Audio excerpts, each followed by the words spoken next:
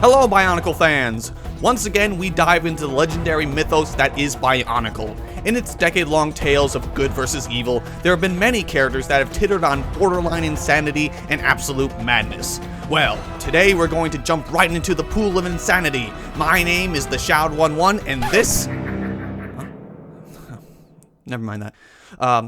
My name is the... You know that laugh? Well, that shut him up. Sorry, shadowy one, but if there's anyone who's going to do a special video, it's me. It must be me. It has to be me. Me. Oh, are there little Matoran watching this? Oopsie. Well, it seems I'll be taking command of this top 10, is it? Yes, it's only right that your favorite Mad Half Skak D do it. Welcome, fellow pathetic Matoranites. Today I present you with a top 10 sure to drive you mad. Since the inception of this world, there have been many to define the word insane. But I'll be picking out those who I deem to be quite beyond that. My name is Vezon, and dive with me into the top 10 insane Bionicle characters. At number 10, we have a character who's not even named. Sad. He is known only as the builder of the Toa canisters. This little being is an Avmatoran who helped build the Toa canisters for the Toa Mata. He was later sent to inform Tren Krom that his duty was fulfilled. This Matoran's mind unfortunately didn't survive the encounter.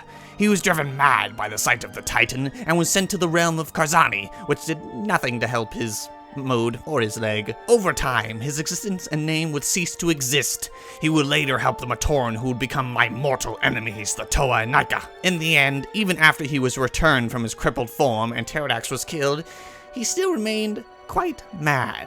And that's why he's on this list. At number 9, we have, the big bad. The plotter of plots, the evil that doesn't know how to die, the master of shadows, the leader of the Brotherhood of Makuta. Are you bored yet? I'm speaking of Makuta Pterodax, of course. Formerly just Makuta, or the Makuta Metronui. Would a crazy being wait thousands and thousands of years with setbacks after setbacks, failures and more failures, plots upon plans, and a Lamberthian mindset? Oh wait, I just answered my own question. Makuta Pterodax managed to conquer the Matoran universe with a grand master plot that won in the end, and lost in the end. He was insanely smart, but mostly insane. He deceived even all of his own Makuta brothers to achieve ultimate power. In the end, he got himself killed with a moon that even he didn't see coming. How do you not see that coming? And that is why Pterodax is on my blacklist. At number 8, we have Teleris. Someone I haven't met personally, but Samad provided details. Teleris was a member of the Iron Tribe, who was wiped out by the Dreaming Plague caused by Anona. It drove everyone except a few survivors to madness and death. Teleris was driven insane by the decimation of his people. I mean, who wouldn't? He built a mighty and powerful vehicle, the Scorpio XV-1, to travel Barra Magna. Teleris made friends with others after the plague, but arrogance and paranoia took hold of him. Over time, he became a shell of madness. Later, he worked with Samad to defeat Anona, and was killed trying to spear the monster. Poor, mad fool. Tragic, really. Next! At number 7, we have the treacherous but oddly beautiful vortex known as Rudaka. Let me put this out there immediately. You have to be insane to cross both the Dog Hunters and the Brotherhood of Makuta. She traded information to both sides, and both wanted her dead! Oh, the tragic irony. Rudaka was former queen of the Vizorak. She betrayed Sidorak and got him killed by Kitangu. She and myself teamed up with other expendables to free Miserex. It didn't pay off. And now she's probably rotting in a cell for messing with too many folks all for profit. Again, such a mess of character just for a simple paycheck. Shame, Rudaka. Shame. At number 6, we have another figure with no name. Surprise! The Cursed Great Being. I'm actually surprised he's not higher or lower. Never mind. The Cursed Great Being is actually a friend of mine, by the way. He, like his brothers, had a fascination with creation. His curiosity about a certain mask of power, the Kanoe Nika, oh, that mask, caused him to touch it. Unlike with other curses, the Kanoe cursed him to permanently bring all objects within his close radius around him to life. He was driven mad by the pleas of the rocks, of the light, of the walls around him. Who wouldn't go mad after that? His own brothers locked him away to prevent him from causing more damage. It get annoying having everything coming alive around you constantly. Rocks make boring conversations. At number 5, we have the craziest female of them all. Yes, even crazier than Rudaka. Her name is Toa Tuyet. Oh, Brachus monkeys, she's a special one. Toa Tuyet was a Toa of water, and once a part of the Toa Mangai, Toa Likan's team. She acquired a powerful tool known as the Nui Stone, an object capable of absorbing all power from nearby Toa to her, making her near invincible. She started murdering Matoran to hide the stone from the Dark Hunters and to blame them. Likan saw through her ruse and defeated her, destroying the stone in the process. Then things got hazy. The Order of Matanui took the real Tuyet and put her in a dimension and placed a fake one in the pit, and this is driving me crazy. She returned to the Prime Dimension eventually with the stone recreated and would later meet me and the others with my great being friend on Boda Magna. She was a cuckoo Toa, even more than Nidiki. She tried to kill everyone, and in an alternate universe she succeeded and made a Toa empire. Of course, she got chopped in half in the end. Brutal, but deserved. And that's why that crazed Toa of water is on this list.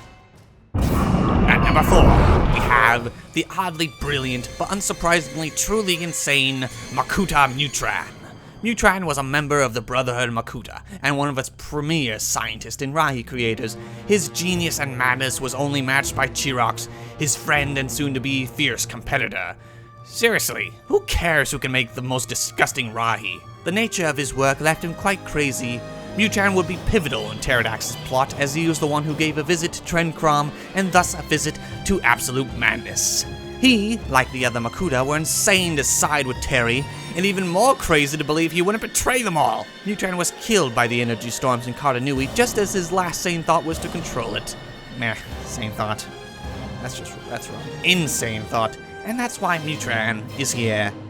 At number 3, we have the clever, incredibly cunning, great inventor and deceiver of all, the Matoran known as Velika, who has secretly been a great being all along. Who knew? Although, of all the bodies he transported his mind into, he chose a frail, pathetic Matoran? That's the real crazy. Who am I to judge? His real name is unknown, but goes under the name Velika, who was a Matoran on Voyan Nui. He would help the Toa Nuva, and my worst enemies, the Toa Nika. When Spherus Magna was restored, Velika set out on a master plot that involved killing all of those in power, and started with Trenkrom. He's even more mad for power than Pterodax, and thinks his other brothers were weak for not stopping the Core War. He nearly killed me! Worse, he killed a dear friend of mine. Well, I never knew him, or met him, or he never knew me. But I still admired his work, and his name was Karzani. You're a real piece of Muaka dung, Velika. Speaking of the tyrant, that leads us to the next being on this list.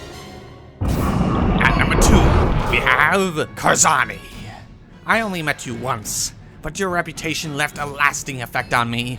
Karzani and his brother Ataka were unique beings created by the great beings before Matanui. While Ataka took a land meant for the best Matoran workers, Karzani took the region where they would be sent to be fixed. However, he didn't have the skill to do so. Karzani fought Ataka for the fabled mask of creation and lost, thus his hatred for his brother and everything he creates. For thousands of years, he ruled his domain, slowly growing more angry and insane with each passing millennia, not knowing the events of the universe. He would eventually meet the Matoran who would become the Toa Nika, and in said encounter learn of the outside world and how it could be conquered. He traveled to Mari Nui for conquest and fought Pterodax, only to be defeated with a powerful mental attack that shredded his already mad mind. He was finally beaten by Lissophic and taken prisoner by the Order of Matanui. When Pterodax was defeated, Velika murdered Karzani, and thus his reign of madness. Karzani was a completely insane, unpredictable sociopath. One moment, friendly and calm, the next, a murderous rage. He ruled his domain through fear and psychological abuse, like taking the mask of Matoran away to rob them of their identities. His most powerful weapon was the Kanoi Olisi, the mask of alternate futures, which can cast terrible hypothetical visions that drove even Makuta to scream. Oh, Karzani, you and I could have made an invincible, unstoppable force of madness, which leads us to the final being on our blacklist. At number 1, the most crazy, the most mad, the most unpredictable, the most manic, the most fun, and the most insane character in all Bionicle is me, Vezon! Did this really surprise you? I mean, really, did you think there was an error? No! My time has come. After waiting through those other mad fools, it's time for the Mad King. You all know me by now. Vezon is the Matoran word for double. Why? Because I was created when Hakan shot Vezok with the Spear of Fusion, splitting half his essence into an entire new being.